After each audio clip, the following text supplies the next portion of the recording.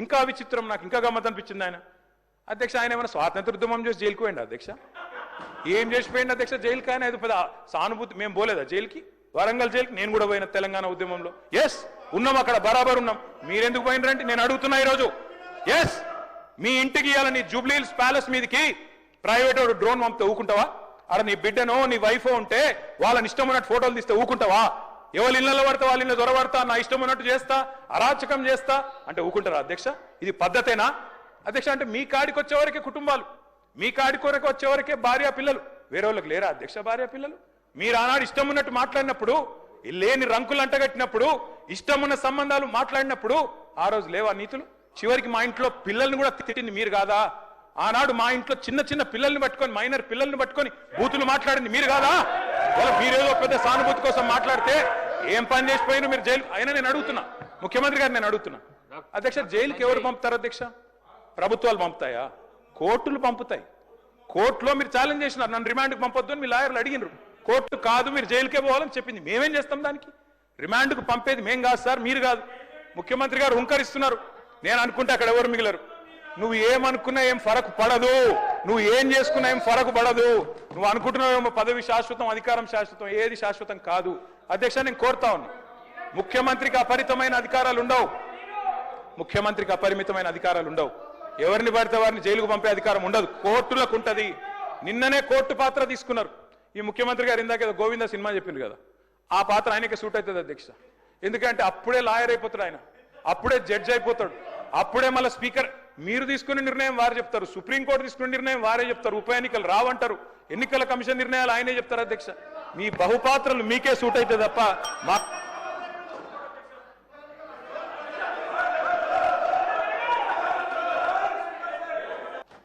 ఎందుకు అని అంటే తమ దాకా వస్తే కానీ తమకు అర్థం కాదు అన్నట్టు నిజంగానే కక్ష సాధింపు చర్యలకు పాల్పడే ఆలోచననే ఈ రాష్ట్ర ప్రభుత్వానికి ఉండి ఉంటే ఈరోజు అక్కడ కూర్చొని అక్కడ నించొని నోటికొచ్చింది మాట్లాడే అవకాశం ఉండకపోతుండే. చెంచల్గూడనో చెర్లపల్లిలో మమ్మల్ని ఎక్కడైతే పెట్టినరో డిటెన్షన్ సెల్లో ఎవరిని కలవకుంటే నిర్బంధించినరో అక్కడనే మీరుండేటోళ్ళు. కానీ మా ప్రభుత్వం 15 నెలల్లో ఎవరి మీద కూడా కక్షా సాధింపు చర్యలకు పాల్పడలేదు అధ్యక్ష. డ్రోన్ ఎగరేసిందని, డ్రోన్ ఎగరేస్తే ఎవరైనా అనుమతి తీసుకోకుండా ఒక డ్రోన్ ఎగరేస్తే ఆ డ్రోన్కు 500 రూపాయలు ఫైన్ వేస్తారు అధ్యక్ష. కానీ పార్లమెంట్ సభ్యుడిగా, కాంగ్రెస్ పార్టీ వర్కింగ్ ప్రెసిడెంట్గా నన్ను అరెస్టు చేసి జైలుకు పంపించి మామూలుగా దానికి 500 రూపాయల ఫైన్ ఉంటే బిలో 7 years ఉంటే రిమాండ్కే పంపరు, పోలీస్ స్టేషన్ బెయిల్ ఇవ్వాలి. కానీ అధికారాన్ని అడ్డం పెట్టుకొని అన్ని రకాల వ్యవస్థల మీద ప్రభావితం చేసి చెర్లపల్లి జైలుకు పంపించి నక్సలైట్లు, ఐఎస్ఐ తీవ్రవాదులు ఉండే డిటెన్షన్ సెల్లో ఒక కాంపౌండ్లో ఏ ఒక్క ఖైదీని లేకుండా 7 ఫీట్ల బై 12 ఫీట్లు ఉంటే అందులో 3.5 ఫీట్లు పండుకోవడానికి దిమ్మె ఉంటుంది, ఒక చిన్న బాత్రూమ్ ఉంటుంది అధ్యక్ష. 16 రోజులు డిటెన్షన్ సెల్లో ఒక్క మనిషిని చూడకుండా నన్ను నిర్బంధించిన ఆ కోపాన్ని దిగమింగుకొని రాష్ట్ర ప్రయోజనాల కోసం ఈరోజు పనిచేస్తున్నా అధ్యక్ష. రాత్రిపూట పడుకోవడానికి లైట్ బంద్ చేయకుండా ట్యూబ్ లైట్లు ఆన్లో పెడితే అది ఓపెన్ ఎయిర్ జైలు. ఇంతింతలో బల్లులు 7 ఫీట్లలో 3.5 ఫీట్లు దిమ్మ ఉంటే దిమ్మ మీద పడుకుంటే ఇంకొక 3.5 ఫీట్లు గ్యాప్ ఉంటుంది. లైట్లు బంద్ చేయకుండా లైట్లు ఓపెన్ పెడితే అధ్యక్ష ఇంతింతలో బల్లులు 20-30 పైన ట్యూబ్ లైట్ ముందు పురుగులు తిరుగుతుంటే అది ఓపెన్ ఎయిర్ జైలు కాబట్టి పురుగులు వస్తే పురుగులను తినడానికి బల్లులు పరిగెత్తుతుంటే ఏ ఒక్క రోజు రాత్రి కూడా పడుకోకుండా మేల్కతో కూర్చున్న అధ్యక్ష. బయట కానిస్టేబుల్ లైట్ బంద్ చేయ పడుకుంటా అంటే లేదు సార్ పైనుంచి ఆదేశాలు ఉన్నాయి, ఆ ట్యూబ్ లైట్లు బంద్ చేస్తే మీరు పడుకుంటారు కాబట్టి ట్యూబ్ లైట్లు ఆన్లోనే పెట్టమని. ఆ ట్యూబ్ లైట్ స్విచ్ బయట ఉంటుంది అధ్యక్ష, లోపల ఉండదు. ఆ చిన్న బాత్రూమ్ చిన్నది, కూర్చుంటే బయటకు కనిపించేటట్లు ఉంటుంది అధ్యక్ష. ఒకసారి నేను ఎమ్మెల్యేల హోమ్ కూడా నా దగ్గర ఉంది కదా, ఎమ్మెల్యేలను నేను తీసుకెళ్తా మంత్రులను తీసుకెళ్తా. ఏ జైల్లో ఐఎస్ఐ తీవ్రవాదులను కరడుగట్టిన నక్సలైట్లను బంధిస్తారో పార్లమెంట్ సభ్యుని నన్ను 16 రోజులు అందులో బంధిస్తే 16 రోజులు రాత్రిపూట ఏ ఒక్క రోజు పడుకోలేదు అధ్యక్ష.